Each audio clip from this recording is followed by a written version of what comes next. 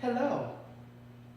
We're now on our next module, and the module that we'll be working on for today, major scales and major keys.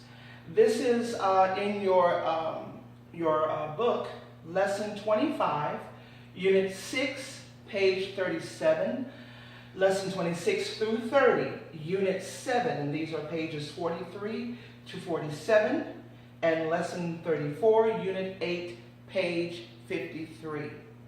There are also some handouts as well as some exercises in your module pertaining to these lessons, all right? Two specific pages of the module that I want you to pull up, and if you can, it'd be great if you can print them out as well. But I want you to pull up these two, and they look somewhat like these over in the corner.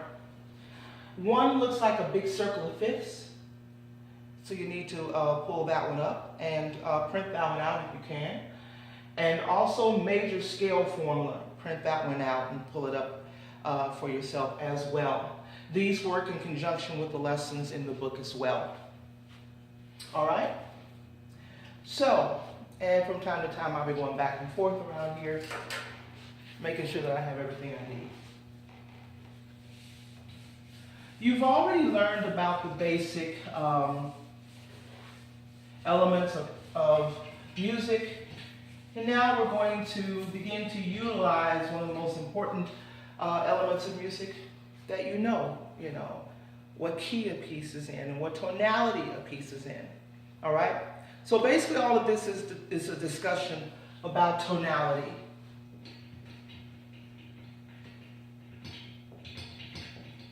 Tonality takes care of key. It also takes care of scale and intervals.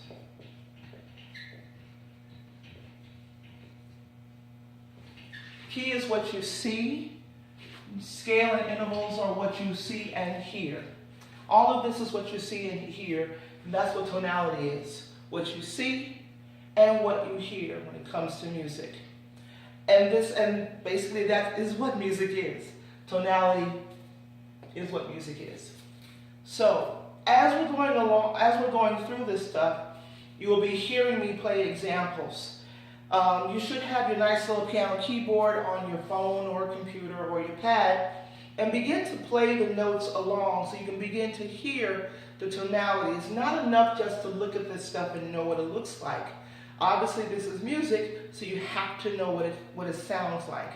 So from time to time, I'll be playing the scales and tones and things of that sort as we go along. Now, if you purchased the CDs that go along with the book, in between these units of study, there are exercises that you can do that involve those CDs.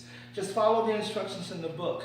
Again, because this is an accelerated course, I won't be able to do a lot of those types of listening examples in the mix of the summer, but I'll do as much as I can so that you can have it in your ear as well as visually.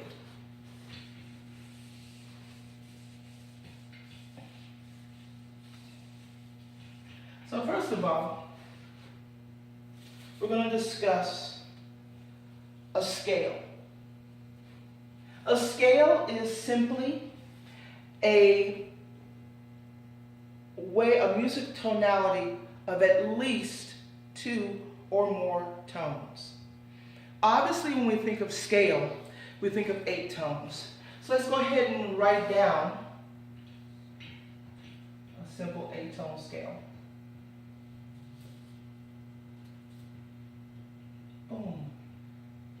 We're going to use our trusty C major scale.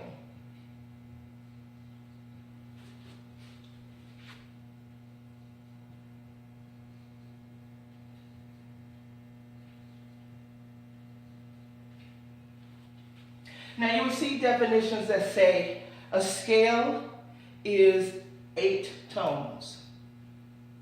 Hate to tell you this, but that's an incomplete definition.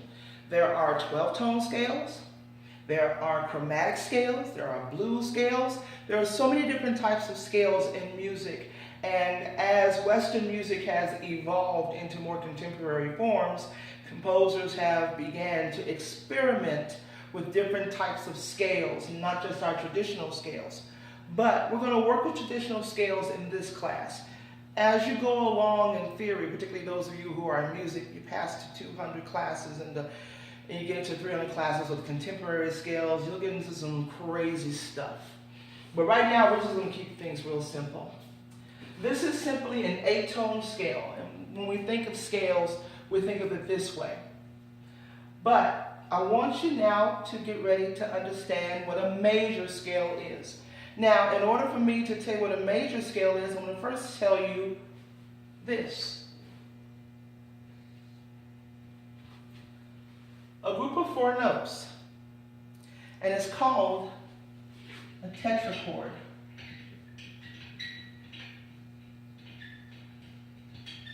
The word tetra meaning 4, and the word chord is being used, although technically this is not a chord. We just want to consider the word chord simply as a sequence. A sequence of 4 notes. And that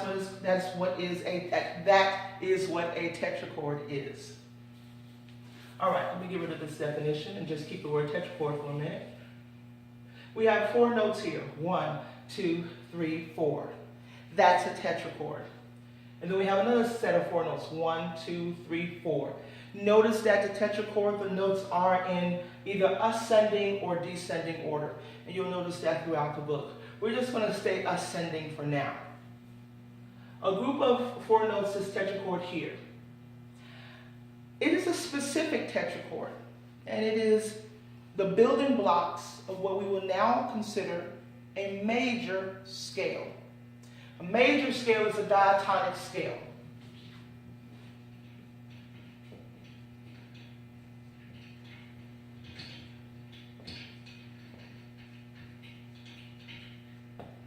All right? This is a diatonic scale. Therefore, it follows a certain formula.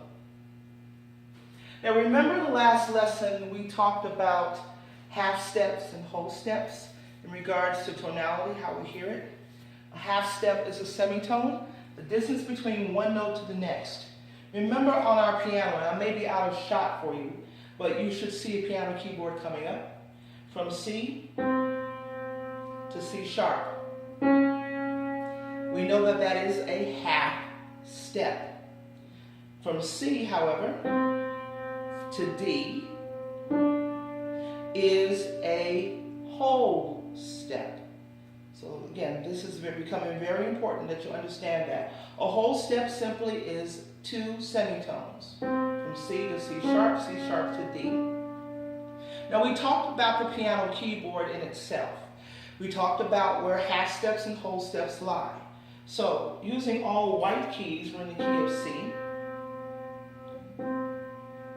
To D is a whole step, to E is a whole step, to F is what we call a natural half step. There is nothing in between these 2 notes. To G, whole step, A, whole step, B, whole step, C. Again, a natural half step on this keyboard. From B to C, there's nothing in between of that. So, now that we've done the piano keyboard before, and I just gave you a refresher, we can now begin to understand the actual formula for a major scale. A major scale in this case is an 8-tone scale, diatonic, an 8-tone scale. The distance between the C to the D is a whole step, or 2 semitones. The distance between the D to the E is also a whole step. The distance between the E to the F, however, is a half step. So now we have the first part of our formula. Whole step, half step. I'm going to skip this interval for now. We start from G to A. That's a whole step. From A to B, That's a whole step. But remember, from B to C is a natural half step. And that's our half step. So you notice that a major scale is simply two tetrachords that have the same formula. Whole step, half step. Whole step, half step. Now let's deal with this step right here. And that is simply a whole step. So the full definition of a major scale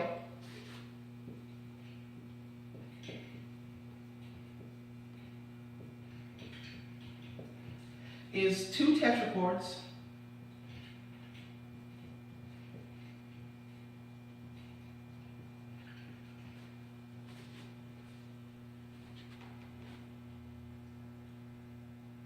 of whole step. I'm just going to write the letters. Whole step, half step, bridged by a whole step. Two tetrachords of whole step, half step, whole step, half step, bridged by a whole step. By the way, this is a music absolute. All major scales will fit this same formula, regardless. And we're about ready to go through that in a bit. All major scales will fit this formula. So therefore, this is a music absolute. So, as you can see over here with my major scale formula, you notice, of course, with the keys on the keyboard, how it looks on the keyboard. We went through that just a few minutes ago. Now you can see with the notes on the staff how this looks. All right? In this case,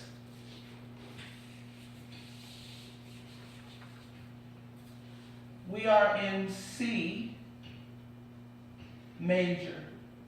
So this is a C major scale. C major scale. So, it's best that you learn this by heart.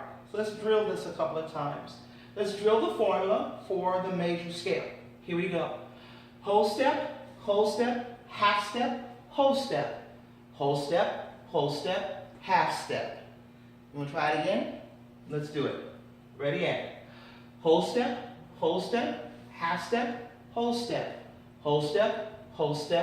half step. And that is our formula for a major scale, and that will not change. So we have two tetrachords of whole step, half step, whole step, half step, bridged together by a whole step. And therefore, this is our major scale formula. Now, like I said, I am in C major. All right? So now we're getting ready to take this one step further. I am now in C major. C major is denoted by its key. I am in the key of C. Now, how do I know this? Well, one way I know this at this present time is this note right here, and its octave friend right here. The first note of any scale. We're working with major scales now. We'll work with minor scales later. But the first note of any scale is called a key note when we are in an ascending pattern and the first and last notes are the same. So the first note and, of course, its last note are called the key note. And the key note tells us at least the letter for the scale. The key note is in a major scale or a minor scale, or as you develop a little bit long, chromatic scales, and etc. But this is our key note. It's the first note of the scale. But there's another way that I know that I am in not only a C scale, but a C major scale. And that is, some of y'all are already yelling the term. Brace this for a second. key signature.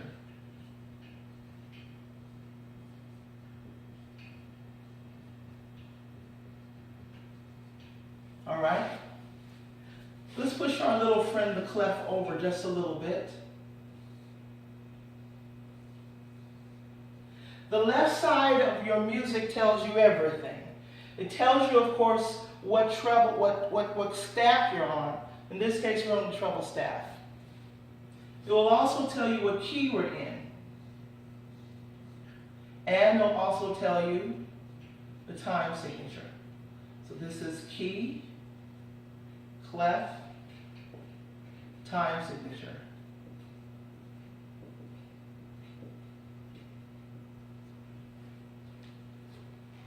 All right?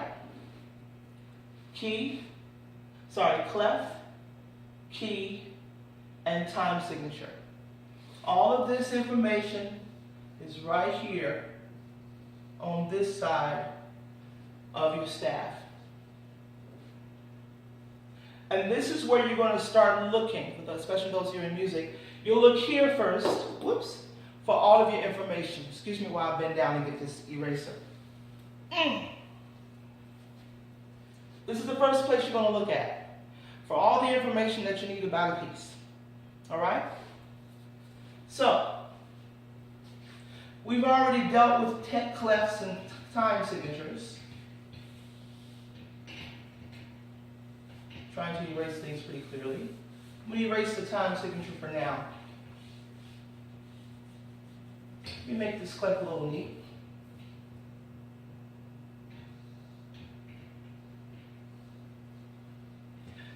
Now let's worry about the key signature. The key signature is simply a bunch of sharps, flats, or the lack thereof that tells you what key that we're in. The reason why I use the term the lack thereof, because right now we don't have any sharps or flats over here. That doesn't mean that we don't have a key. We actually do. And that key is, in this case, the key of C. And since we have determined that this is a major scale, C major. C major has no sharps or flats in the key signature area. No sharps or flats in the key signature area. Now, remember the cheat I told you to pull up, which is this nice, what is called the circle of fifths. Our circle of fifths is what we use to learn our key signatures. It may look like a very confusing thing, but trust me, by the time I get through with it, you will have a clear understanding of how this is even derived. But if you notice right here, the middle, the top middle, is our bass key. C is your friend. The key of C is your friend. The key of C major in this case is your friend. And therefore, it is in the top middle. Everything is going to stem around that key of C major. It's going to stem for the sharps and for the flats. In your circle of fifths, you have it divided by sharps and flats. Your sharps are going to be on the right side of the circle of fifths, and your flats are going to be on the left side of your circle of fifths. The diagram of the circle of fifths helps us understand the progression of keys based on the placement of the sharps or the flats. We're able to see the placement of the sharps or the flats. We're able to know how many sharps or how many flats determine what specific key. We're able to even know where they're placed on the staff. And we're also able to determine the key based on looking at the sharps and flats. And we're also able to tell you how this is derived. All right? So let's go back to our trusty C major. There are no sharps and no flats in the key signature area. Therefore, if there are no sharps and no flats, for your purposes right now, this is the key of C major, all right? For those of you who I've already explored the world of some contemporary music, for example, avant-garde, etc. Sometimes you'll see composers have nothing in this area. In this case, it doesn't mean that it's C major. The composer may be writing in different types of, there's that word again, tonalities. But again, we're just going to deal with basics right now. You'll worry about that type of stuff once you get into the 200 level courses of theory. C major, no sharps and no flats. Let me get rid of this for now.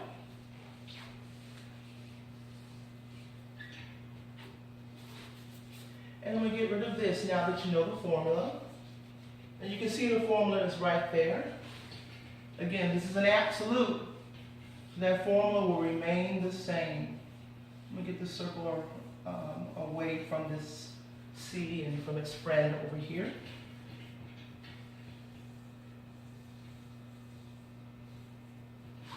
So we have our C major scale. As I said, for the key signatures, the key of C is our building block, our beginning of the building block as we begin to build our circle of fifths. We're going to now deal with the sharp side of the circle of fifths. Now, if you're following along in your book, that is on page 44. And we're going to build the sharp scales. Now, I'm doing two things at once. I'm not only building the scales, I am also putting together its key signature. Again, we are an accelerated course, so I can put these two things together and you will not get confused. Trust me. All right, so we'll work with this tetrachord. This tetrachord is C, D, E, F, and then this next one is G, A, B, C. I'm recording this in the summertime, so water is a necessity of life. Give me a second.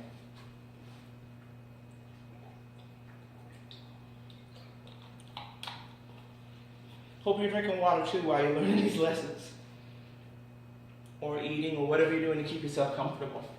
So we have this scale, the C major scale. The first tetrachord is C, D, E, F. The second tetrachord begins with the letter G.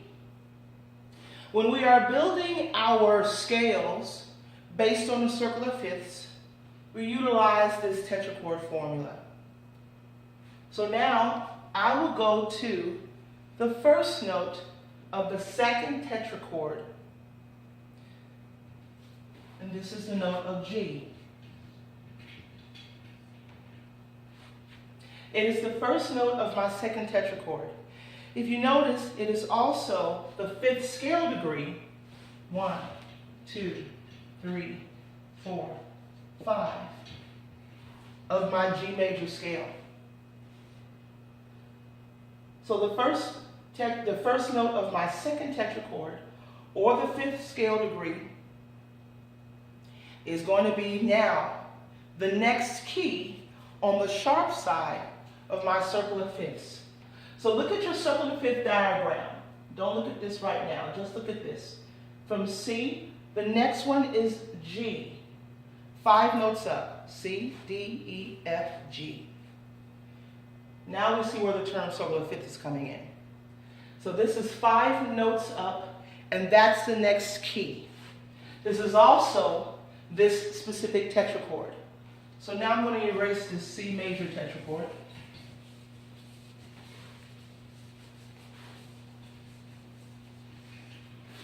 And I'm going to start building my scale from G. It's going to be a little bit high up. G, A, B, C, D, E, F, G. So I just got through building, just from that information, a G scale. Is it major? Let's find out. Remember, if it follows our formula, it's a major scale. So, from G to A, G to G sharp to A, 2 semitones, and makes it a whole step. From A to B, A to A sharp to B. Yep, that makes it a whole step.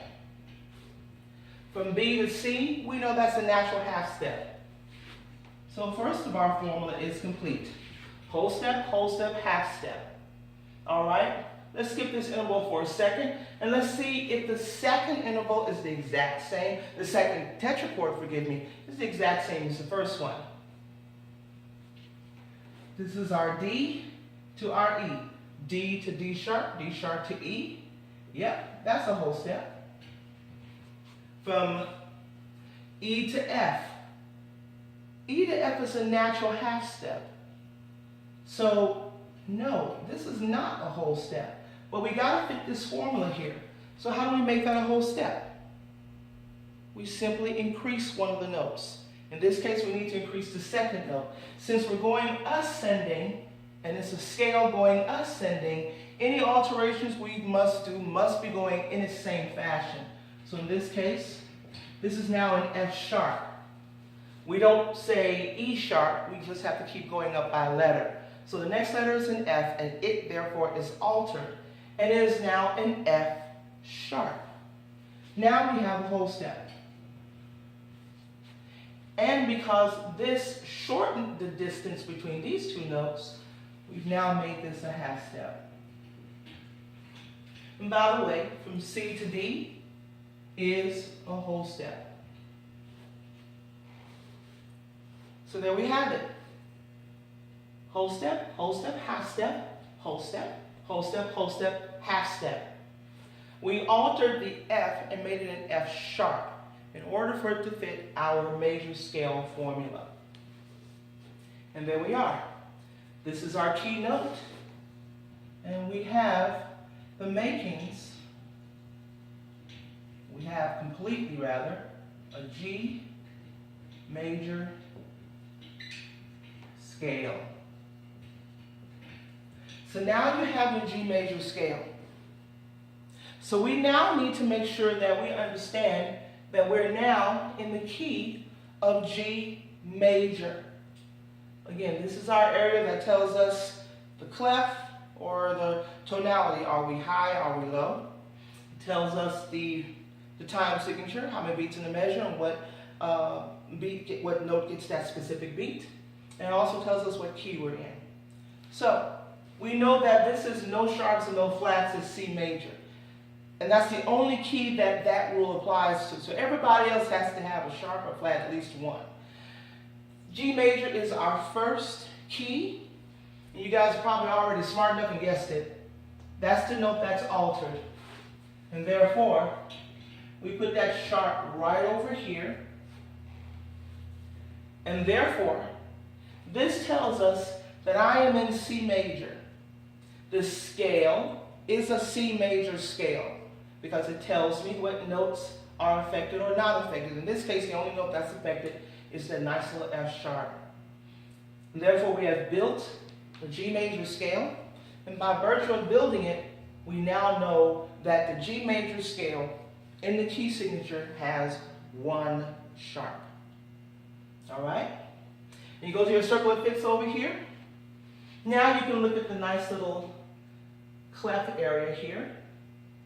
And it tells you that you have a F sharp for the key of G. All right? All right, let's go to the next key. In the circle that fits, these keys are the order. I would challenge you to memorize the order of keys based on the circle that fits. And doing this nice tetrachord exercise will really help you put it together. All right?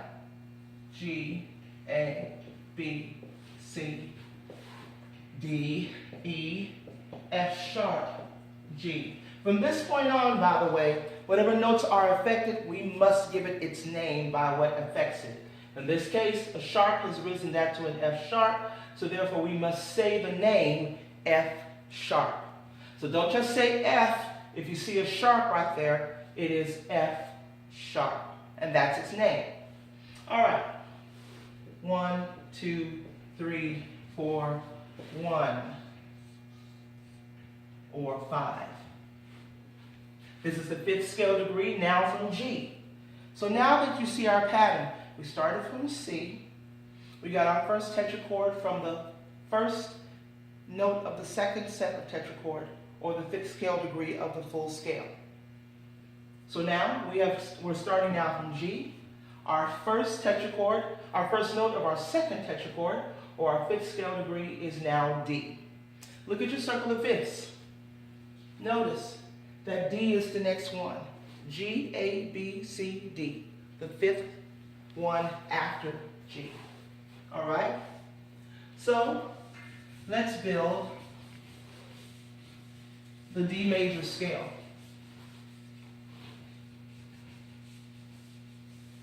I'm going to keep that sharp right there, because once you start building keys, whatever sharps and eventually whatever flats you get, it stays. All right? Start from D. D, E, F sharp, because we already now have that sharp in place. G, A, B, C, D. Don't look at your graph. Don't look at the key graph. Build your major scale. What is that?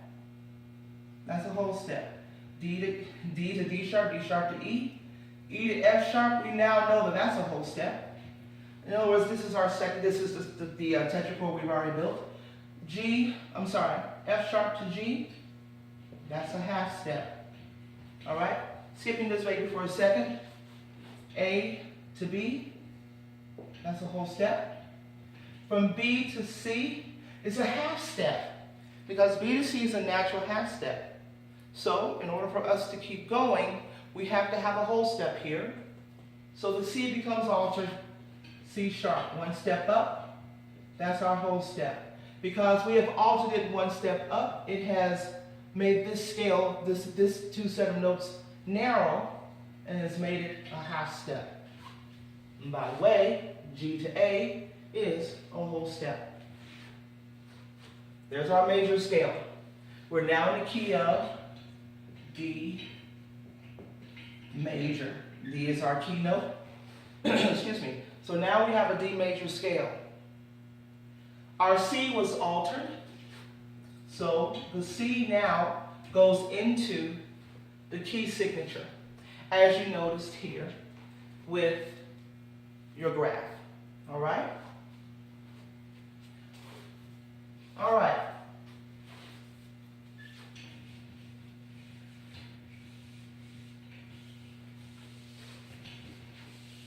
The next one, to make sure you understand. 1,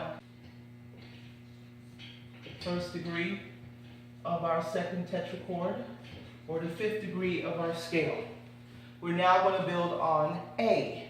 And you notice A is the next key that we're going to develop on our circle of fifths.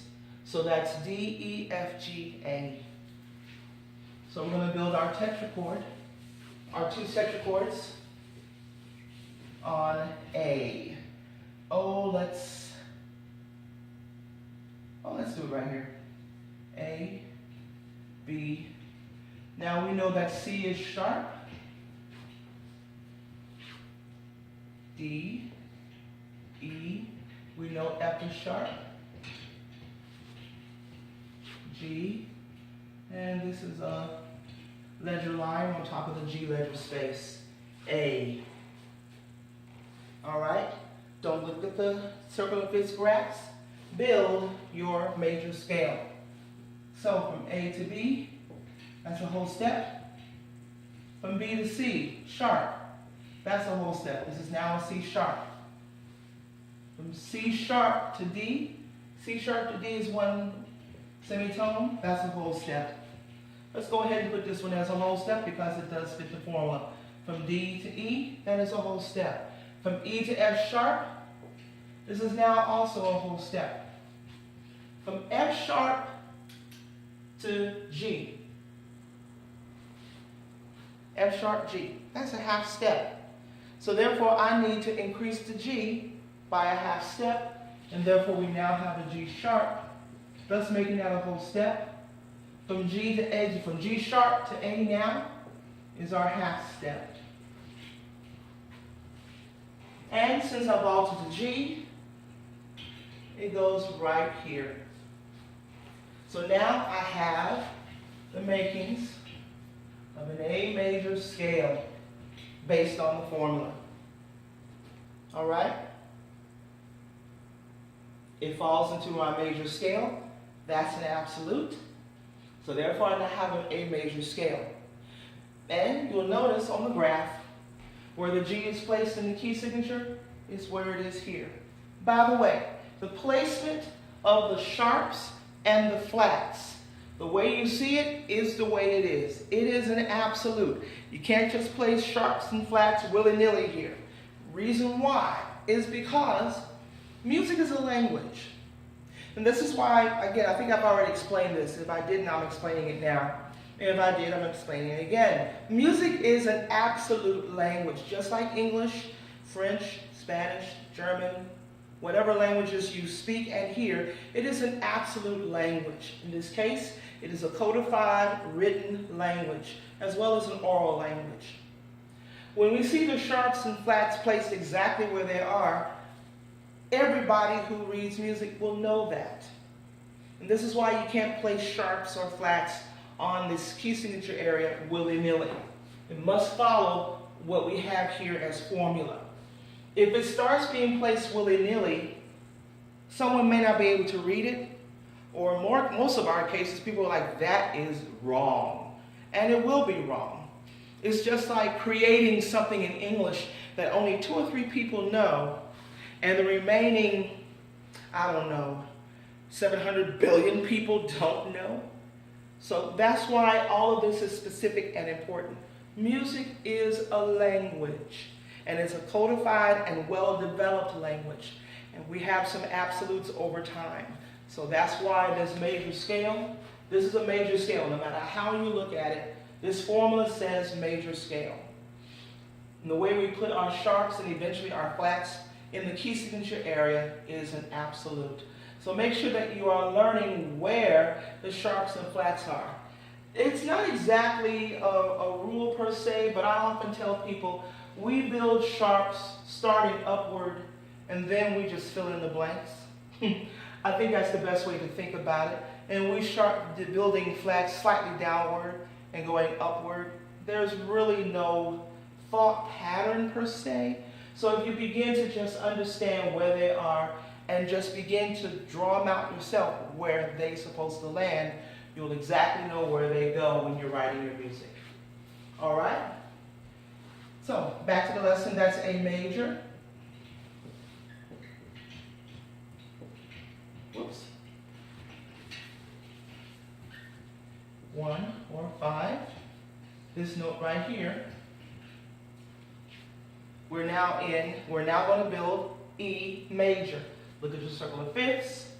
There is E. All right? While I'm erasing, you should have staff paper always when we're doing these lessons. Go ahead and construct your E major scale. Do not look at the circle of fifths as a point of reference.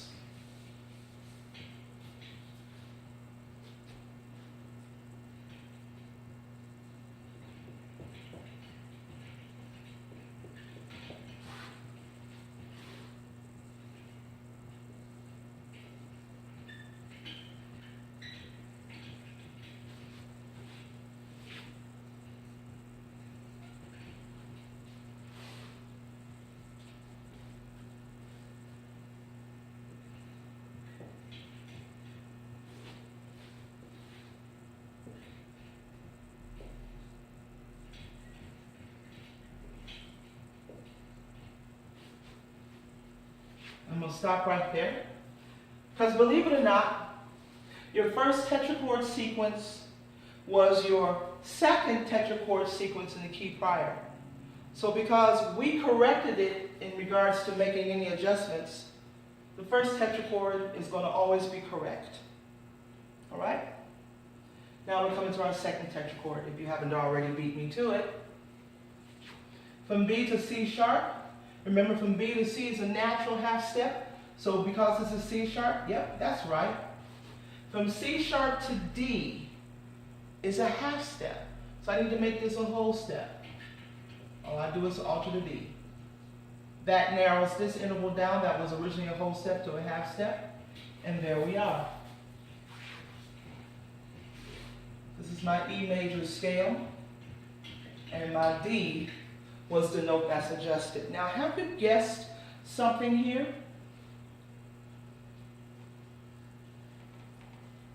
Every time I've had to make an adjustment, I've made an adjustment to the 7th degree of the scale. That tells you that the 7th degree for the sharp side is going to always be the raised one once we construct our major scale formula.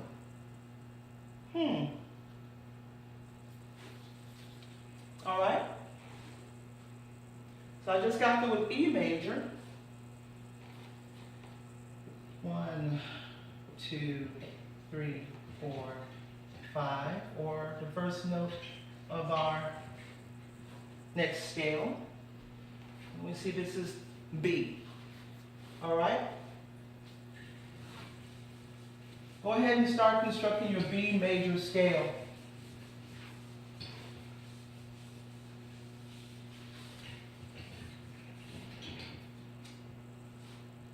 I'm going to start B down here as a ledger line. C, D, E,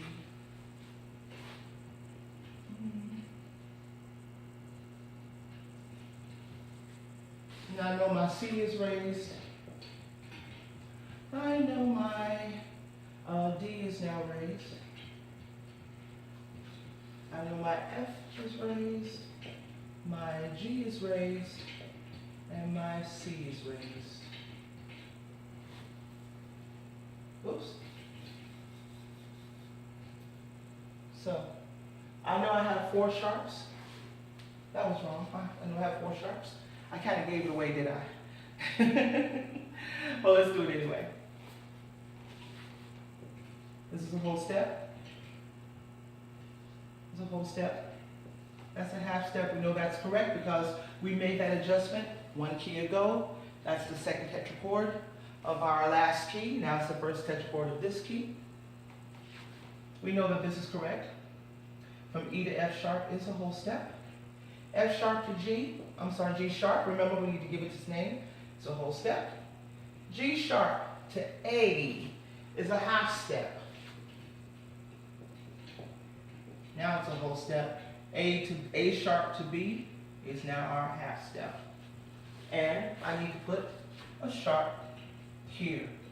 We don't do ledger lines for our sharps and our flats. We know that A is here, but we don't do ledger lines. We keep them all within the 5 lines and 4 spaces. So now, this is our B major scale and our B major key. All right?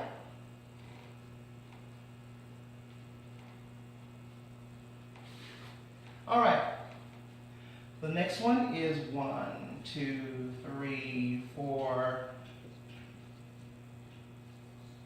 Our next key is now F sharp, not F, F sharp.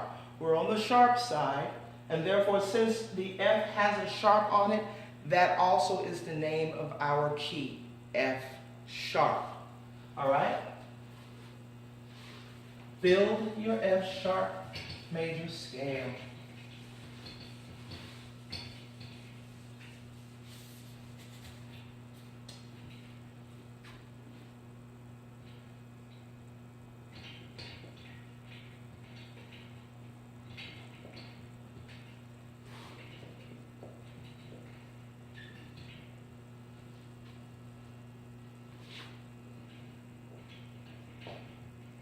When you're in doubt, just look over to what you've already done.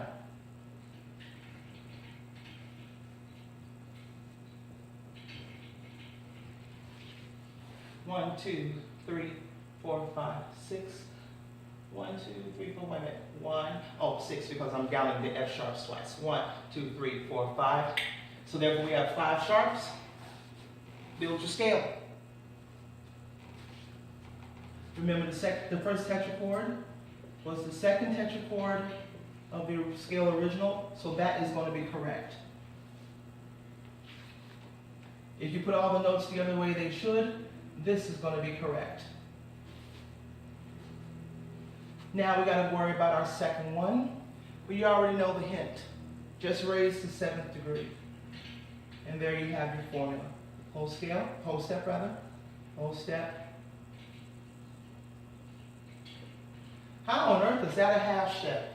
Well, E sharp is the same as F enharmonically. Remember what we learned enharmonics are?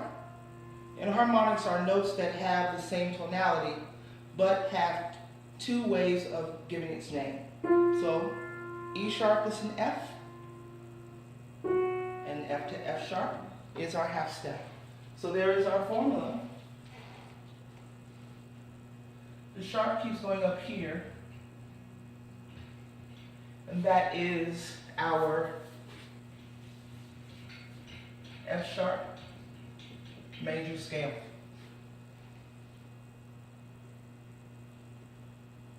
Wunderbar.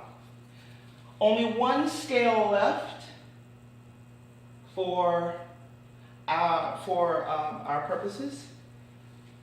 That's this baby right here. First one, or the fifth one of the scale, that's C sharp. That one should be very easy to construct even without thinking. I'm just going to put the baby right here.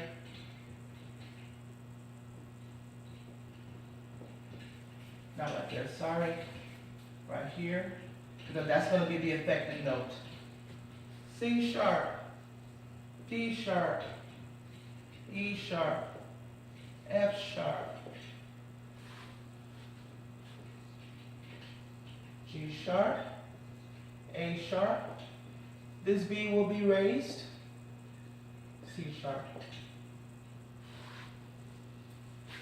And that is our C sharp major scale.